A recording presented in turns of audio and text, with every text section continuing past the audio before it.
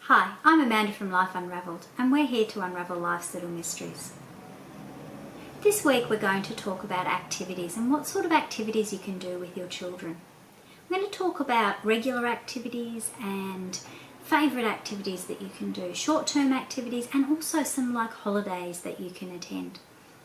These are the sorts of things that are really good for your kids at this age to do, and sometimes you're going to do family holidays that really suit what you want to do, and that's fine. The kids need to learn to fit into your life. One of the things that I find with all activities and with children in general is that routine will really help. It helps with their physical development, with their spiritual development. It helps with their academic achievement and their emotional and intellectual development.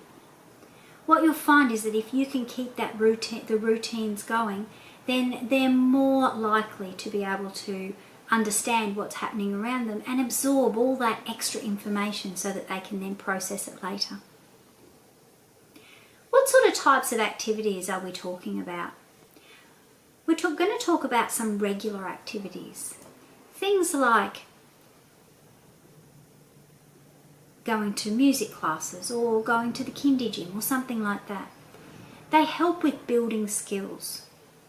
So if you go to the park, for instance, as a regular activity, kids are going to be running and jumping, and that's building those gross motor skills that we've spoken about before. It also helps them to understand social situations. So they're going to that situation again and again, they're meeting people again and again, they're developing relationships, and developing those relationships with other people means that they can then start to understand the social niceties of our society. It also helps with self-discipline and motivation and understanding those basic academic concepts. So this is what we want out of our regular activities, and all of this builds a big, huge, confident little 4-year-old. So what types of regular activities can we do? Ballet, for instance. Sport. At 4, you can start little athletics. You can start learning an instrument. All of these regular activities are fantastic for the kids to do, but it doesn't have to be a paid activity. I know here in Brisbane, at Southbank, they have a regular Thursday where children can come. It's like a little play group, but they have activities, outside activities that you can do together. Now, in most cities that they have these opportunities, and that's free. You can just go to the park every day. That's a regular activity. That's building all those skills that we were talking about before. It's important that you do add some music into the children's lives at this age. It may be a music class like mainly music or kinder music or something like that. It may be learning an instrument. With Suzuki, you can learn an instrument from the ages of 3. So it's really important that we give our children the opportunity to be surrounded by music. Music helps with reading, it helps with maths, it helps with a huge number of things. Singing nursery rhymes to them is really important. It helps with their academic achievement. So, one of the regular activities should be a music activity.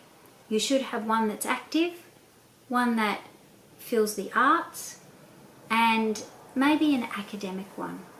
Now, I'm not saying this for everyone, but some people are looking for academic achievement right from when they're 3.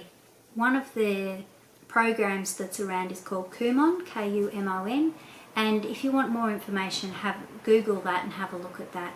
It may be to your liking. It may be just that you go and get some books from the news agency that is preschool, and you can do some of those books. But doing those regular academic activities can help them if you really want to look at academic achievement. Some kids love those things, and it's not really a chore for them, and it's not a stress for them at all. They just adore doing those sorts of activities. I know when my child was 4, we would do activities, a number of different activities during the week, and people used to say, "Oh, aren't you overdoing her?" But for her in particular, she really needed that extra activity that was happening every day. Favourite activities give us the opportunity to be able to learn about change, to find out new information, to learn how to behave in different situations. And learning is fun, so make sure that when you're going out and going to your favourite activity that the children are able to explore different areas of that activity. Repetition also helps with brain development. It helps teach the brain how to learn. And by teaching your brain how to learn, or the child's brain how to learn, means that they will actually be able to learn quicker and pick up things quicker. I'm sure you've seen kids, some kids are just so good and quick at picking things up, and other kids really struggle with it. If they've had a lot of repetition in their life, they will find that stimulates the brain to learn how to learn. Some of my kids' favourite activities were going to the museum and going to the zoo, going to see the science centres. Now that is so much fun, and even though they're very little, the more exposure they get to these sorts of situations means that they really can understand about life and the world around them. Even just going out for a coffee, but doing it regularly, is fantastic for the kids' social skills. And of course, if you live near theme parks are great. If you get a yearly pass, you can go and just go for an hour, and then you're not tiring out the kids, and they learn so much more when they're not tired. There are plenty of free activities that you can do. Things like going to your local park, going to your local festivals. There's often things to do at the local shopping centres during school holidays. Even going to the library and sitting and listening to reading time.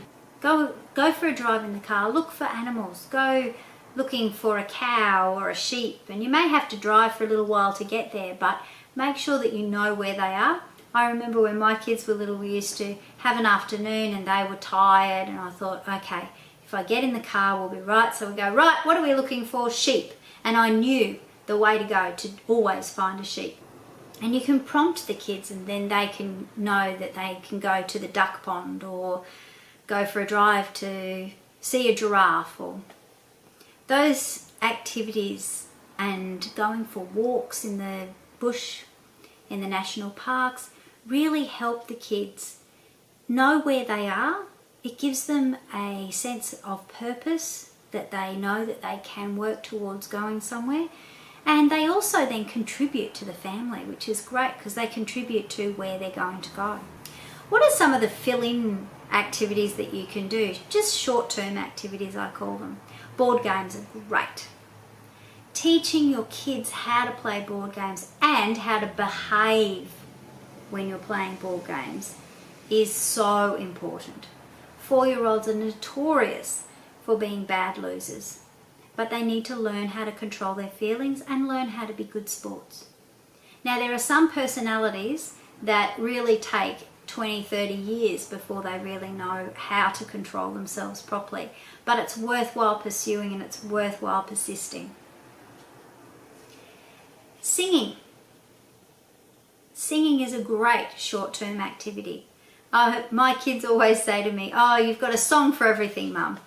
But what it does is it distracts them, it keeps you interested, it gives them something to do, it helps them with their talking, it helps them with their memory.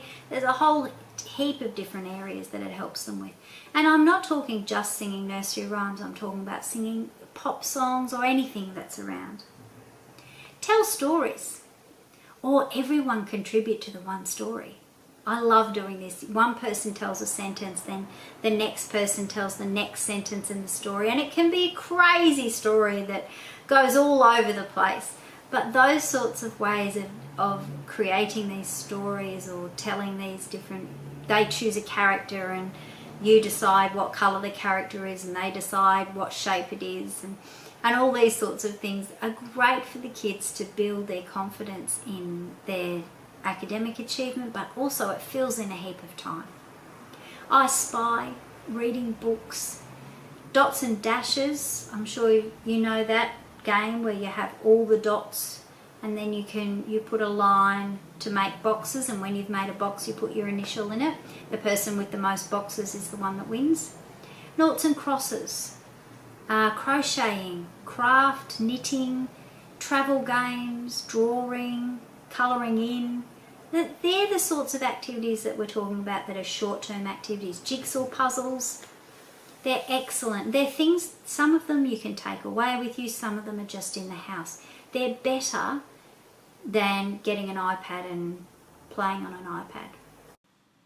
Thanks for watching part 1 of activities. I hope you learnt so much. Remember, there's a part 2, so go and have a look at that. We're going to go through some more things on travel tips and all sorts of interesting information. Look forward to seeing you then. Bye!